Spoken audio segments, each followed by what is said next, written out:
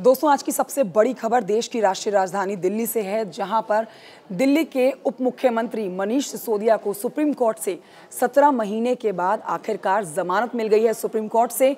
तो ये बड़ी खबर दिल्ली से है, ना सिर्फ बड़ी राहत मनीष सिसोदिया को, बल्कि ये राहत की खबर आम आदमी पार्टी के लिए भी आप कह सकते हैं। 17 महीने जेल में बिताने के बाद आखिरकार मनीष सिसोदिया अब जेल से बाहर आ सकते हैं। आपको बता देते हैं कि सुप्रीम कोर्ट ने जमानत के दौरान क्या कहा और किन दो महत्वपूर्ण शर्तों पर मनीष सिसोदिया को रिहाई दी है। सुप्रीम कोर्ट ने मनीष सिसोदिया की जमानत की बात करते हुए मनीष सिसोदिया के लिए कहा कि वो समाज के सम्मानित व्यक्ति हैं और उनके भागने की कोई आशंका नहीं है।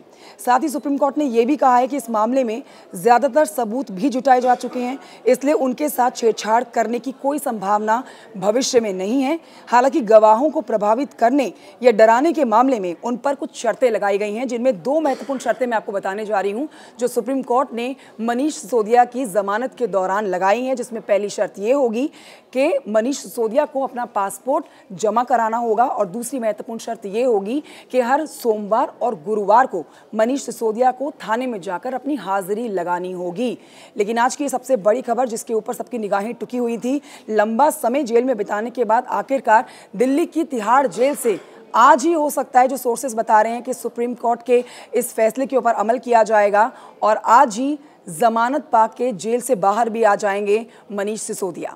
संजय जी, आप लोग जश्न के माहौल में मनीष सिसोदिया 17 महीने तक जेल के अंदर रहे, कैसे देखते हैं इस जमानत को, कैसे देखते हैं जो कोर्ट से राहत मिली है?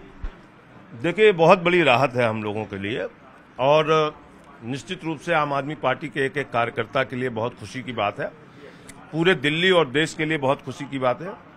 मैं सिर्फ ये पूछना चाहता हूं कि भारत के प्रधानमंत्री क्या अब इस बात का जवाब देंगे कि सिसोदिया की जिंदगी के 17 महीने जो बर्बाद हुए उसके लिए जिम्मेदार कौन है?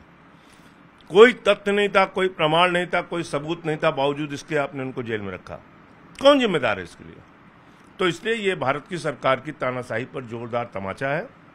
माननीय सर्वोच्च न्यायालय का यह फैसला निश्चित रूप से देश के लोकतंत्र और न्याय व्यवस्था की जीत है। बीजेपी की तरफ से बयान आ रहा है, उनकी तरफ से कहा जा रहा है कि कोई बरी तो हुए नहीं है, जमानत मिली है। तो उनको कहिए अगली बार अब जो है कल से गर्दन दबाओ योजना शुरू करें भाजपाई, क्योंकि उनको तो अब छटपटा रहे हैं। अब उनको बोलिए कि पूरी बीजेपी की टीम बना के एक एक आम आदमी पार्टी के नेता का गर्दन दबा के मारने की योजना बनाए, क्योंकि अब वही बाकी रह गया है। तो भाजपाइयों से कहिए कि वो अब आगे इस काम में लगे। संजय जी, ये व्यवस्था से तो हार गए, अब उनको बोलिए गर्दन दबाओ योजना लेके आए भाजपा वाले और एक एक आम आदमी पार्टी के कार्यकर्ता का पकड़ पकड़ के नेता का गर्दन दबा के मारने का काम करें।